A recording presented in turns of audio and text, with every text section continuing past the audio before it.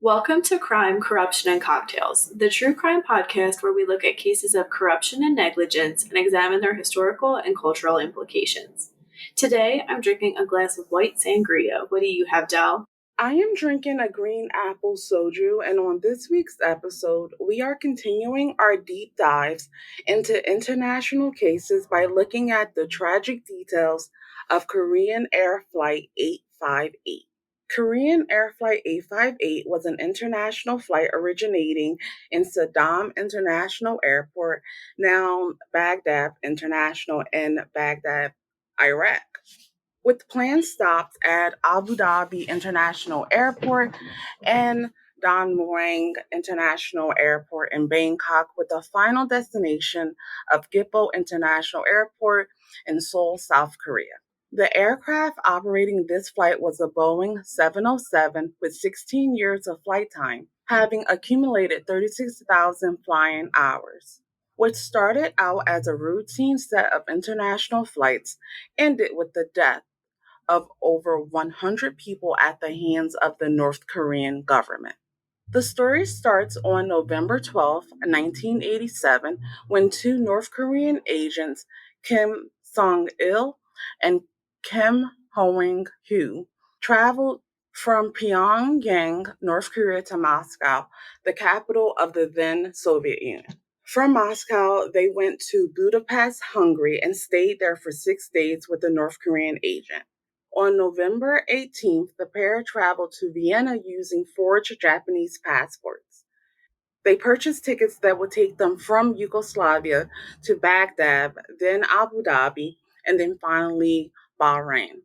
On November 27th, they received a time bomb from two guidance officers. They arrived in Baghdad on an Iraqi Airways flight and waited for Korean Air Flight 858 to arrive. They boarded the flight and placed the bombs above their seats. They left the aircraft at the Abu Dhabi airport and attempted to fly to Jordan. On November 27, 1989, Korean Air Flight 858 left Baghdad, Iraq at 11:30 local time. During the second leg of the flight, the aircraft was carrying 104 passengers and 11 crew members. Around 2:05 p.m. Korean Standard Time, the bombs detonated and the aircraft crashed into the Abdomen Sea. Shortly before the crash, the pilot relayed the final message. Quote, "We expect to arrive in Bangkok on time. Time and location normal." End quote. All 115 people on board were killed. Of those 115, 113 were South Koreans, including young people who were returning home after working in the Middle East. While the crash was in progress, the culprits were attempting to escape. They had issues with their travel tickets, so they headed straight to Bahrain with the goal of getting to Rome, Italy. However, while in Bahrain, their passwords were identified as forgeries. They realized they were about to be arrested, so they both ingested cyanide that was hidden inside of a cigarette in a suicide attempt. Kim Song-il was pronounced dead at the hospital, while his female accomplice survived. The crash was investigated and determined to be an act of terrorism. On December 16, 1987, Kim Hyun-hoo was transferred to South Korea. She claimed to be a Chinese orphan who grew up in Japan with no connection to the attacks. This was doubted as she had attacked an officer in Bahrain, and the cigarette she used was connected to other North Korean agents apprehended in South Korea. During testimony in the United States Security Council, it was realized she was brainwashed by North Korea to believe South Korea was a puppet state that was filled with poverty and corruption. Choi Young-jin represented South Korea, and he stated, Kim began to realize she was told lies about South Korea and then, quote, threw herself into the arms of a female investigator, end quote, and confessed to the bombing. In Korean, she said, quote, forgive me, I am sorry, I will tell you everything, end quote, and said that she had been, quote, exploited as a tool for North Korean terrorist activities, end quote, and made a detailed and voluntary confession. Kim was able to share more of her background and how North Korea trains its operatives. In Kim's case, she was chosen by the Workers' Party of Korea and trained in a number of languages. 3 years later, she was educated at a secret and elite espionage school run by the North Korean Army, where she was trained to kill with her hands and feet and to use rifles and grenades. Training at the school involved enduring several years of grueling physical and psychological conditioning. In 1987, Kim was ordered to detonate a bomb aboard a South Korean jetliner, an attack that she was told would reunify her divided country forever. In January 1988, Kim announced at a press conference held by the Agency for the National Security Planning, the South Korean Secret Services Agency, that both she and her partner were North Korean operatives. She also said that the order for the bombing had been, quote unquote, personally penned by Kim Jong il, the son of North Korean Supreme Leader Kim Il sung, who had wanted to destabilize the South Korean government, disrupt its upcoming 1988 parliamentary elections, and frighten international teams from attending the 1988 Summer Olympics in Seoul later that year.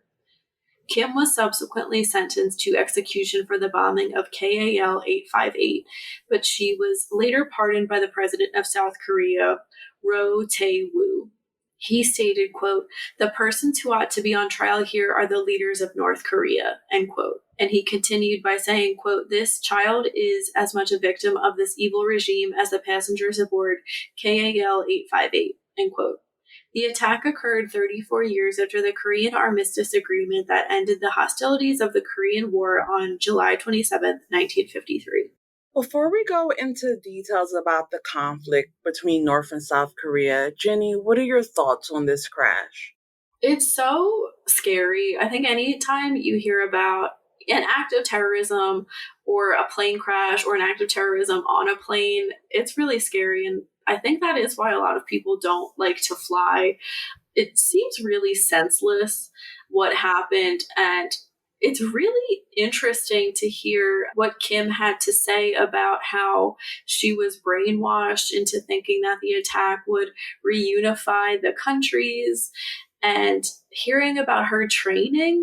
It's almost like something from a movie, hearing about someone go to like an elite espionage school, hearing about how you're trained to kill someone with your hands and your feet. That's intense, to say the least.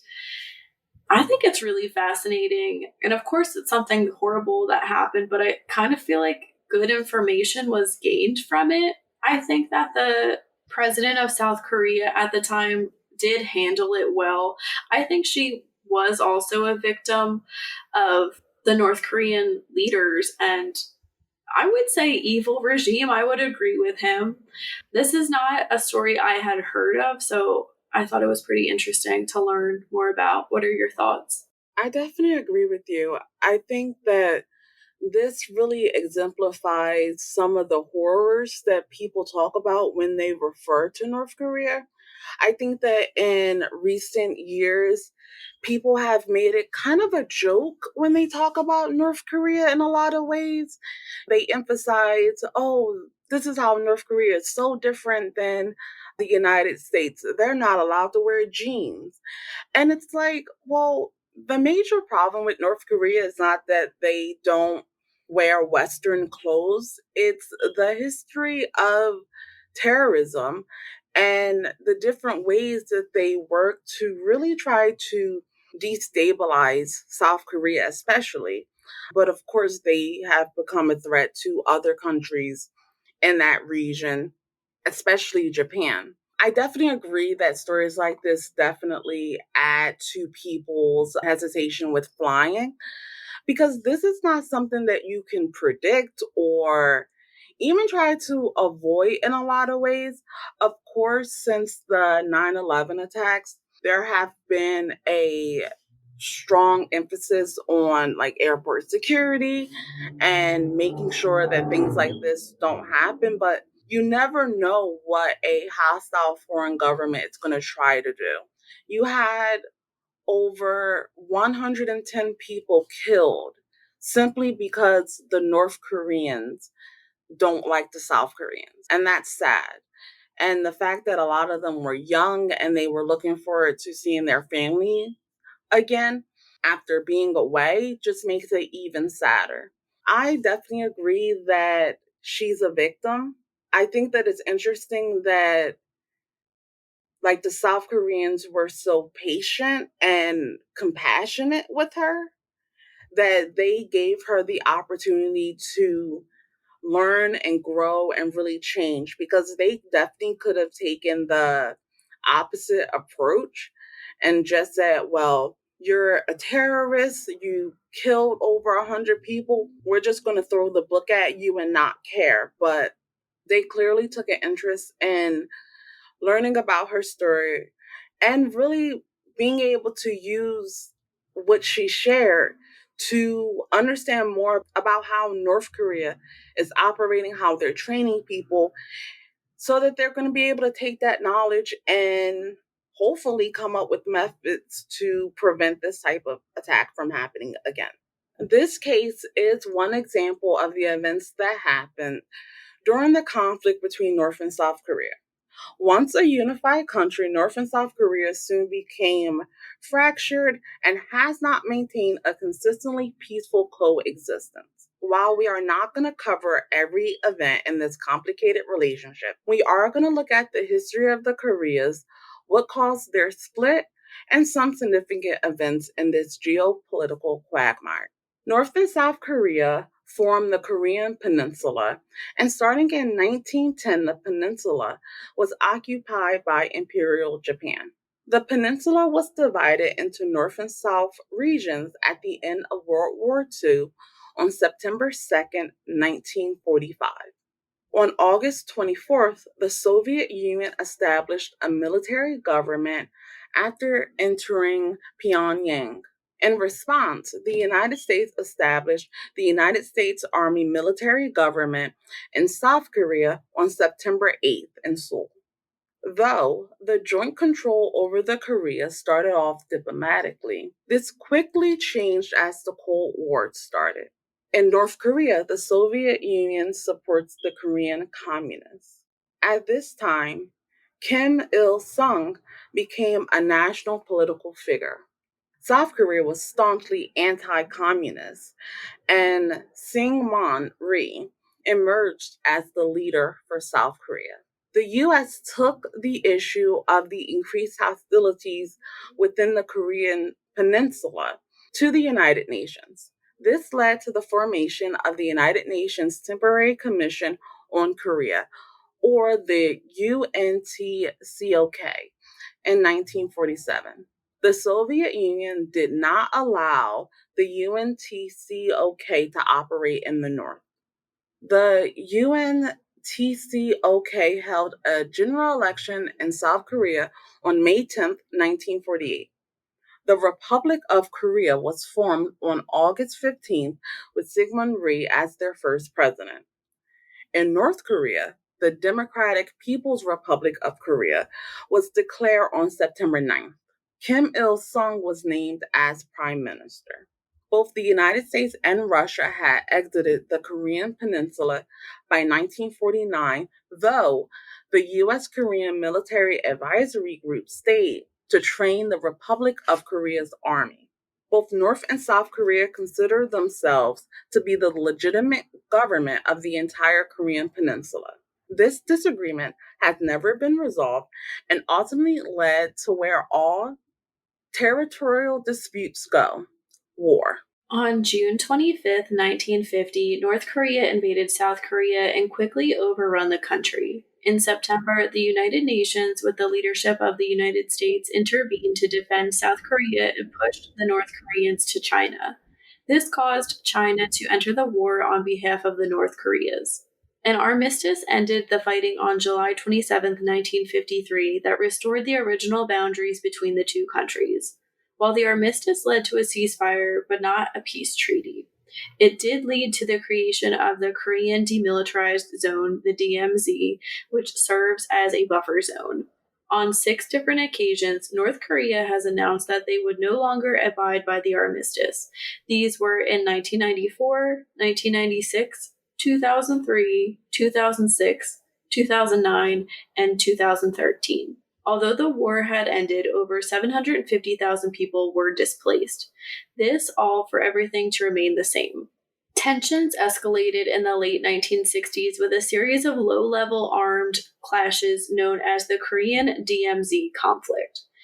During this time, North and South Korea conducted covert raids on each other in a series of retaliatory strikes, which included assassination attempts on the South and North leaders. On January 21st, 1968, North Korean commandos attacked the South Korean Blue House. On December 11th, 1969, a South Korean airliner was hijacked. During preparations for U.S. President Nixon's visit to China in 1972, South Korean President Park Chung-hee initiated covert contact with the North's Kim Il-sung. On July 4th of that year, the North-South joint statement was issued. The statement announced the three principles of reunification. First, reunification must be solved independently without interference from or reliance on foreign powers. Second, reunification must be realized in a peaceful way without use of armed forces against each other. Finally, reunification transcends the differences of ideologies and institutions to promote the unification of Korea as one ethnic group. This did not end tensions between the two countries. When Seoul was chosen to host the 1988 Summer Olympics, North Korea tried to arrange a boycott by its communist allies or a joint hosting of the Games. This failed, and the bombing of Korean Air Flight 858 in 1987 was seen as North Korea's revenge. The end of the Cold War brought economic crisis to North Korea and led to expectations that reunification was imminent. In December 1991, both states made an accord, the Agreement on Reconciliation, Non-Aggression, Exchange, and Cooperation, pledging non-aggression in cultural and economic exchanges. They also agreed on prior notification of major military movements and established a military hotline and to work on replacing the armistice with a quote-unquote peace regime. In 1998, South Korean President Kim Dae-jung announced a sunshine policy towards North Korea. Sunshine policy was aimed at mitigating this group in economic power and restoring lost communication between the two states. U.S. President George W. Bush, however, did not support the Sunshine Policy and in 2002 branded North Korea as a member of an axis of evil. Continuing concerns about North Korea's potential to develop nuclear missiles led in 2003 to the six-party talks that included North Korea, South Korea, the U.S., Russia, China, and Japan. In 2006, however, North Korea resumed testing missiles and on October 9th conducted its first nuclear test. The June 15, 2000 joint declaration that the two leaders signed during the first South North Summit stated that they would hold the second summit at an appropriate time. It was originally envisioned that the second summit would be held in South Korea, but that did not happen. South Korean President Roh Moo-hyung walked across the Korean demilitarized zone on October 2nd, 2007, and traveled on to Pyongyang for talks with Kim Jong il. The two sides reaffirmed the spirit of the June 15th Joint Declaration and had discussions on various issues related to realizing the advancement of South North relations, peace on the Korean Peninsula, common prosperity of the people, and the reunification of the Koreas. On October 4th, 2007, South Korean President Roh Moo-hyung and North Korean leader Kim Jong-il signed a peace declaration. This document called for international talks to replace the armistice which ended the Korean War with a permanent peace treaty. The Sunshine Policy was formally abandoned by the new South Korean President Lee Myung-bak in 2010. Since the end of this policy, the diplomatic relationship between North and South Korea can be best described as hot and cold. As of this writing, the current president of South Korea has called for the United States to redeploy tactical nuclear weapons if North Korea attacks. The United States has rejected this proposal. North Korea is currently led by Kim Il-sung's grandson, Kim Jong-un, and it continues to be a hermit country led by a dictator with nuclear ambitions. Jenny, what are your thoughts on the complicated relationship between North and South Korea? This is so complicated to say the least. This is really something like I did not learn about in history class. Of course, like you hear about the Korean War and World War II, but I've talked about my education before, and maybe I'm sure I'm not the only one that didn't learn as much about this. I wanted to mention too, for a book club that I'm in, I recently read The Island of Sea Women, which is about women on an island in South Korea through like World War II, like pre-World War II to like modern times. And I did not know that South Korea had gone through so much violence during and after World War II. It's really, I think, upsetting to see countries have to suffer for how many decades now because of other countries basically like sticking their nose into things. But also, I guess, were the Japanese colonizers or was it just like the imperialism? What's the right word for that? So I would say both, right? We refer to it as Imperial Japan, and they were definitely colonizers in the East, similar to Great Britain. So I feel like a lot of these issues stem from that, and the Korean people are innocent, in my opinion. So to see how that 100 years later, basically, to see how that affected things is really upsetting to me. Of course, it's not to excuse anything that these got like the North Korean government has done, because we've said today and we've said before in episodes about North Korea that what they're doing is deplorable for its citizens. And it's so sad to see people be displaced, to see people live in poverty, to see people hungry, to see people kind of have their human rights taken away, and to have to just obey a dictator and probably feel hopeless and like maybe there isn't much they can do. I know that there is a lot of brainwashing, like we talked about earlier, not just of the like North Korean spies, but I think of the North Korean people in general. You hear a lot about how the West is really bad, and then how South Korean people are bad as well. I don't know. I don't know if this will ever get resolved. I think it would take a lot to fix it. But I'm hopeful, but I'm not holding my breath. What do you think?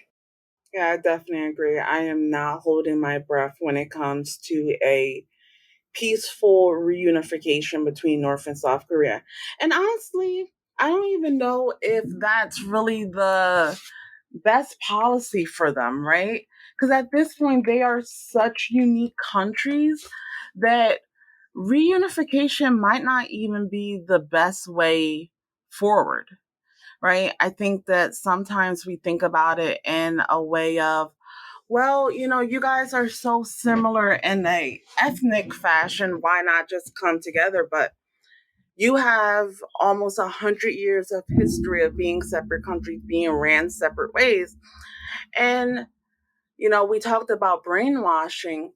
Although in this case, Kim was able to really release herself, we don't know how simple it would be for the rest of, North Korean citizens.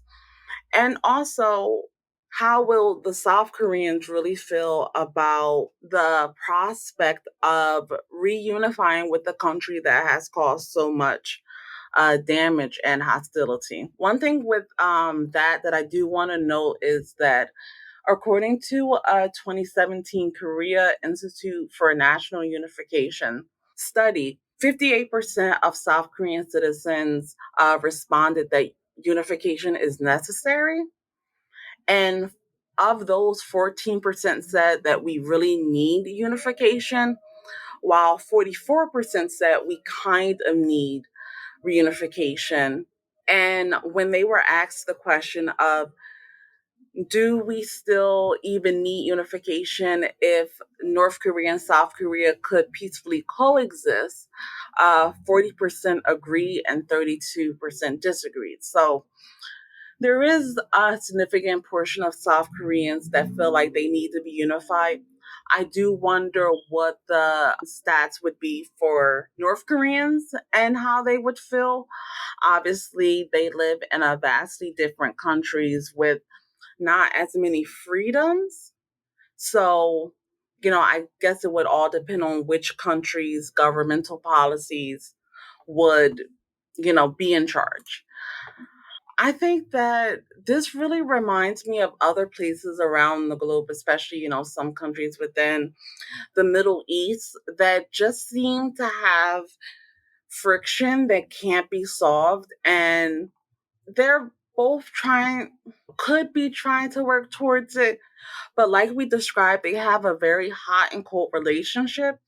And I think that as long as North Korea continues to want to be a nuclear power, it's going to make it really hard for them to have a peaceful coexistence because, you're always going to have that fear of what if these bombs are turned on our citizens? How do we protect our citizens? And how do we protect the people that we have alliances with? If North Korea were to develop a nuclear bomb, it wouldn't just be South Korea that's in danger. You have Vietnam, you have Japan. And how would they feel about South Korea possibly kowtowing to North Korea? I don't think they would be too happy about it. I do wish that this topic was taught more in schools. As you were talking about, like, you didn't really learn about it. And I think that that's one of the biggest gaps that we have in like history classes and just social sciences classes in general is that since it's very US centric, a lot of these major conflicts don't get talked about. And then when something major happens with them, for example, like Russia invading Ukraine, people, of course, they're going to have opinions, but they're not as well versed as they really should be. And what started the conflicts, the history of countries. And that's definitely happening between North and South Korea right now. I'm glad you brought out that poll because I was actually, as you were talking, I was about to Google it to see what the South Korean public interest is in reunification. And I find that really interesting. And I think, Del, you mentioned this earlier how sometimes I think in the West, we do kind of look at North Korea as a joke. And if we knew more about it, we probably wouldn't. I don't know about you, but I feel like in like the 2000s, I feel like Kim Jong Il was like a big joke. Like I feel like in South Park they might have made fun of him, and I feel like in a lot of like popular culture there was like a lot of jokes about him. But like I mean, as a kid, I didn't understand any of that. And I'm sure the adults involved laughing at that didn't really understand any of it either. So it's interesting, again, how sometimes we kind of nose around in people's issues and then back off. Yeah, I definitely agree with you. And that continued with Kim Jong Un, where do you remember the Sony hack that happened? Because they had released a film basically making fun of him. And in order, allegedly, to get back at them, they released a bunch of like negative things about Sony.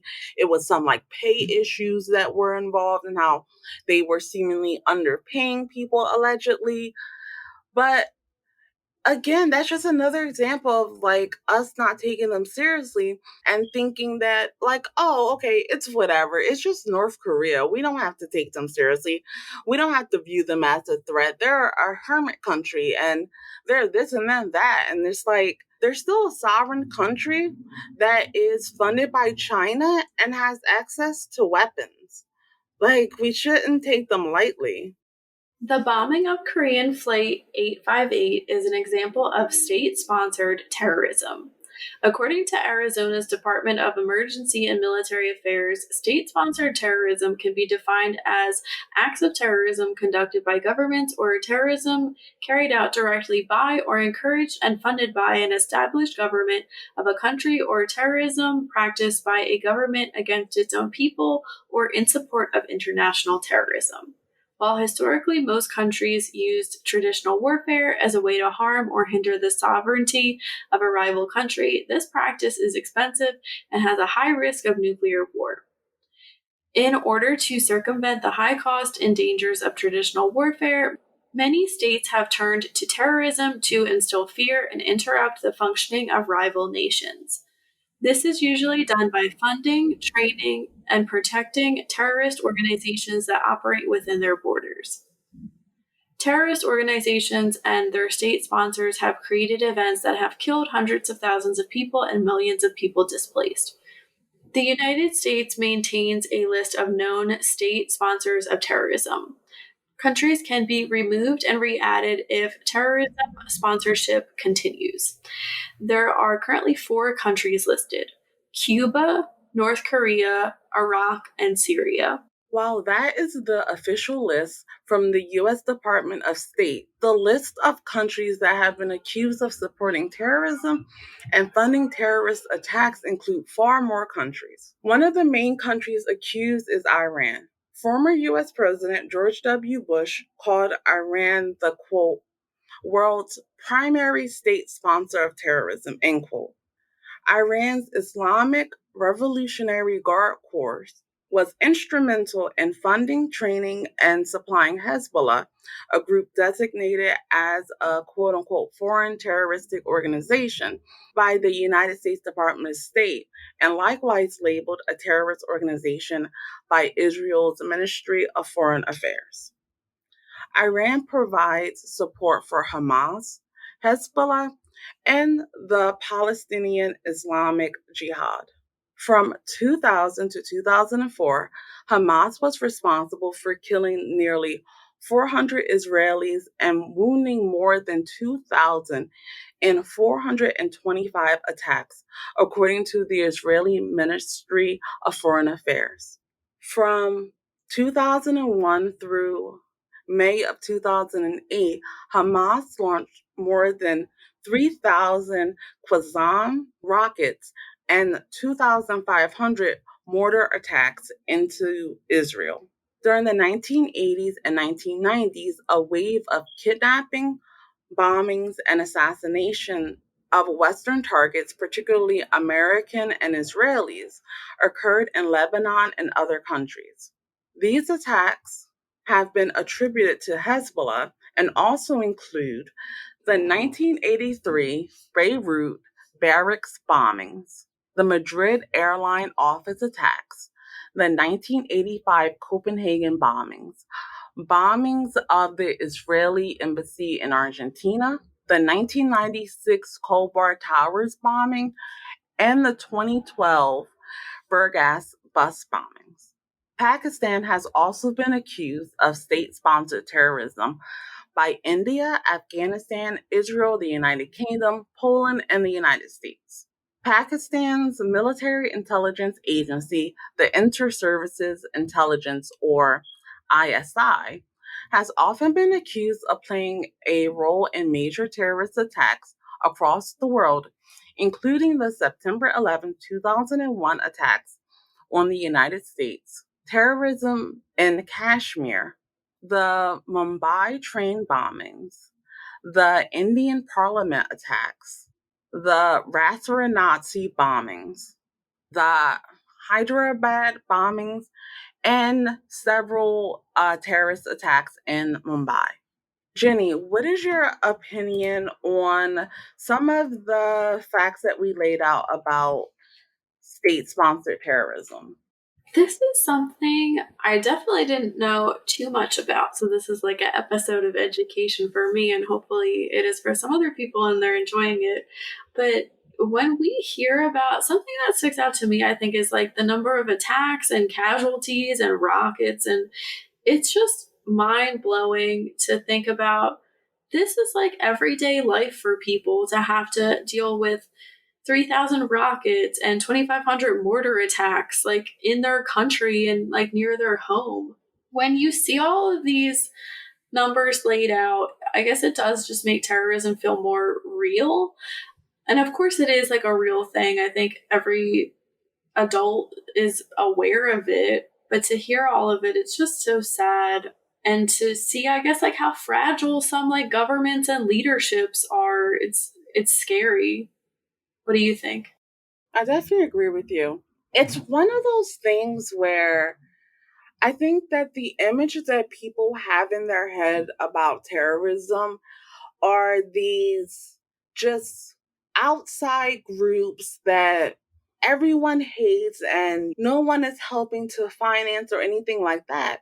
And countries sponsoring terrorism really goes against that grain, even though it's just as dangerous as any other type of terrorism. And you can see from all the different examples that we list, and that list is definitely not exhaustive. State sponsors of terrorism, Iran, Pakistan, all the other countries that do it, they do it so that, like we said, they are harming rival nations. And they are doing it with the support of people that have no care in the world for the freedoms of other people.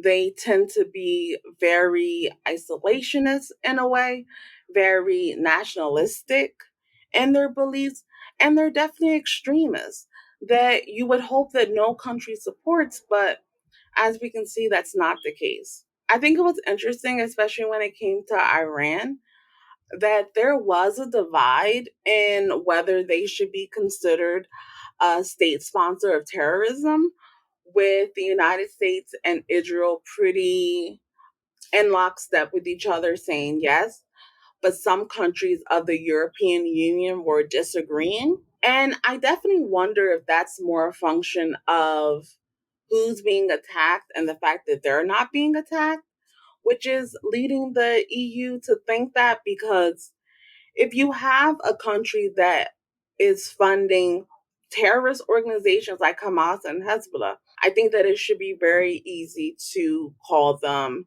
state sponsors of terrorism, especially when you consider the fact that in their constitution, they have a line that says death to America, death to Israel. If you don't consider that a massive threat and a massive statement that is related to terrorism, I don't know what you would consider state sponsored terrorism at that point. One of the major differences between North and South Korea is how the countries are governed and the authoritarian nature of North Korea, which is in stark contrast to the democratic South Korea. Authoritarianism is a political system characterized by the rejection of political plurality, the use of a strong central power to preserve the political status quo, and reductions in the rule of law, separation of powers, and democratic voting. The political science Juan Lens defined authoritarianism as possessing four qualities. One, limited political pluralism, which is achieved with constraints on the legislator, political parties, and interest groups. Second, political legitimacy is based on appeals to emotion and identification of regimes as a necessary evil to combat, quote, easily recognizable societal problems such as underdevelopment and insurgency, end quote. Third, minimal political mobilization and suppression of anti-regime activities. And lastly, ill-defined executive powers, often vague and shifting, used to extend the power of the executive. Scholars tend to identify authoritarian political leaders based on certain tactics, such as politicizing independent institutions, spreading disinformation, aggrandizing executive power, squashing dissent, targeting vulnerable communities, stoking violence, and corrupting elections. Authoritarianism is marked by quote unquote indefinite political tenure of the ruler or ruling party, often in a one party state or other authority. The transition from an authoritarian system to a more democratic form of government is referred to as democratization. According to a 2018 study, most party led dictators regularly hold popular elections. Prior to the 1990s, most of these elections had no alternative parties or candidates for voters to choose. Since the end of the Cold War, about two-thirds of elections in authoritarian systems allow for some opposition, but the elections are structured in a way to heavily favor the incumbent authoritarian regime. Hindrances to free and fair elections in authoritarian systems may include control of the media by the authoritarian incumbents, interference with opposition campaigning, electoral fraud, violence against opposition, large scale spending by the state in favor of the incumbents, permitting of some parties but not others, prohibitions on opposition parties but not independent candidates, allowing competition between candidates within the incumbent party, but not those who are not in the incumbent party. According to a 2019 study by Sergei Guriev and Daniel Treisman, authoritarian regimes have over time become less reliant on violence and mass repression to maintain control. The study shows instead that authoritarians have increasingly resorted to manipulation of information as a means of control. Authoritarians increasingly seek to create an appearance of good performance, conceal state repression, and imitate democracy. Authoritarianism is a necessary component of fascism. While they are not the same, scholars agree that all fascist regimes start with authoritarian rule and then gradually fall into fascism. This is most exemplified with the authoritarian regime of Adolf Hitler in Germany during the 1930s and early 40s. Some current examples of authoritarians are, as we mentioned earlier, Kim Jong un of North Korea, Nicolas Maduro of Venezuela, King Salman of Saudi Arabia, Ali Khamenei of Iran, Xi Jinping of China, and Vladimir Putin of Russia. There are many other examples with over 50 countries considered to be controlled by an authoritarian. Jenny, what are your thoughts on authoritarianism, and do you think the United States will ever become authoritarian ruled country? Without a doubt, like the worst form of government, the most hurtful, most unfair, corrupt. My heart goes out to people, living under these regimes because I can imagine not having all of these freedoms. And, as much as people in America complain about, not trusting the government or not liking the government, it's nothing compared to a lot of these other countries where we can at least say what we want and vote and have some confidence. Again, like it's hard to even imagine, but it's a reality for a lot of people. And to hear how it's changing from like violence and intimidation to just misleading people is really frightening. And I think that kind of goes into the second question that you asked. Do we think the US will become one? I don't think so. But I'm not going to lie, like, I get kind of worried because of the state of the country. I think there are a lot of current politicians that do just want total control and want to enforce their views on everyone. But their and their supporters would never consider themselves as fascist or authoritarian in any way.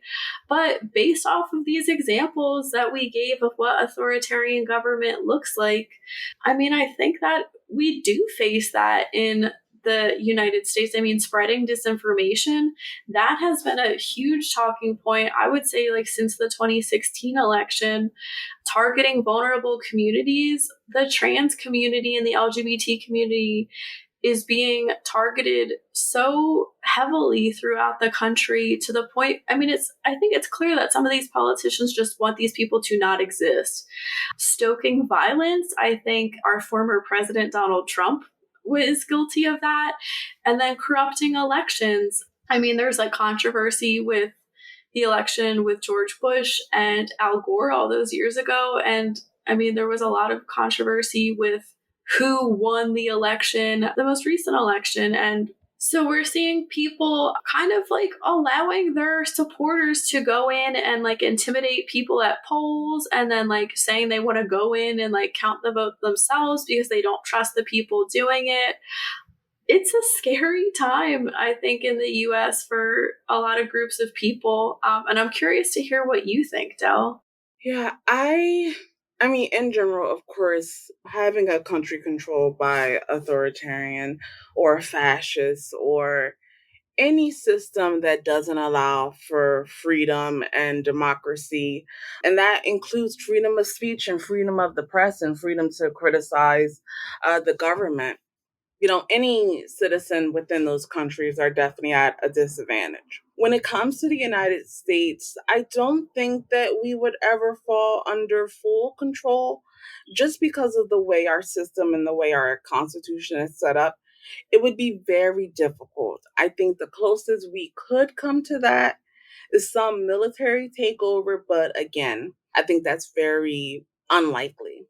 I do think that there are some politicians that, because they think that's what people want to hear, they feed into this really fascist viewpoint, and they don't take stock of what people actually want, which for the most part is to be left alone.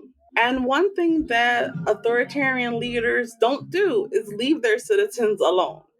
They try to control every aspect of a citizen's life. And unfortunately, on both sides of the aisle, the political aisle in the United States, you have politicians that, in one way or another, want to control other people, whether that be what they think, how they talk, how they act, just in general, what they believe. The United States is set up in a way where I think that our political process moves slowly so that we don't become a country essentially ruled by authoritarian or ruled by group vote for things in a lot of ways. And I think that's good. But when you have politicians that advocate for policies that will harm a significant portion of the population, when you have a political party that wants to do things that will disadvantage the poor and other minority groups, I think that you have a problem in general. And when you have a party that shows open support for people who believe in fascist ideals, I think that is a party that needs to take stock of their policies and who they're electing as their leaders and really make a change, because they're going to make it extremely hard for themselves to be elected in a legitimate way when they continue to promote things that will take freedoms away from any one person, but especially a group of people. And, being 1% of the population doesn't mean that other people can trample on your rights. Like, that's not how the United States works. And I think that this upcoming election is going to be really interesting because I think that's what the major battle is going to be. Are we going to accept politicians that want to limit the rights of other people?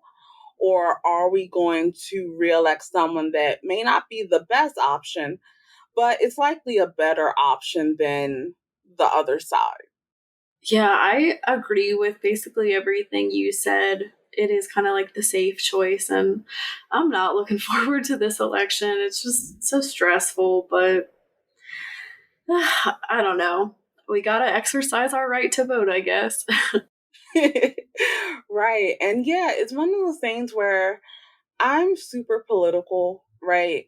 And so a part of me is excited in a way because I think that the clash between Donald Trump and Ron DeSantis is going to be really interesting because Ron DeSantis, for the most part, really modeled himself as kind of Donald Trump light or Donald Trump with a much more policy focused approach. But he, of course, doesn't have the strong personality and personability that Donald Trump has. So it's going to be interested in how they're going to navigate that. There's been a lot of talk about them not sharing a debate stage. And honestly, that would be the most disappointing thing for me because I really want to see how they handle each other head to head. I think that it would be, again, a very fascinating thing to watch. And I mean, on the other side of the 2024 elections, of course, Biden is running for reelection, but you also have Robert F. Kennedy Jr. that's running against him. And so, I mean, not saying that this would happen, but wouldn't it be a fascinating thing if the incumbent doesn't win the primaries? Like, just the possibilities of that and how that would change the structure is just it's like 1,000 different branches that you can go off of. But we'll see what happens as we get closer to the election and really find out more about how Trump and DeSantis are going to respond to each other. Yeah, I'm looking forward to that, the battle between them. That wraps up this week's case. Thank you for listening. Let us know in the comments what you think about Korean Air Flight 858. You can read more about this case and how to support us in the links below. We will be back next week with a brand new episode. As always, stay safe.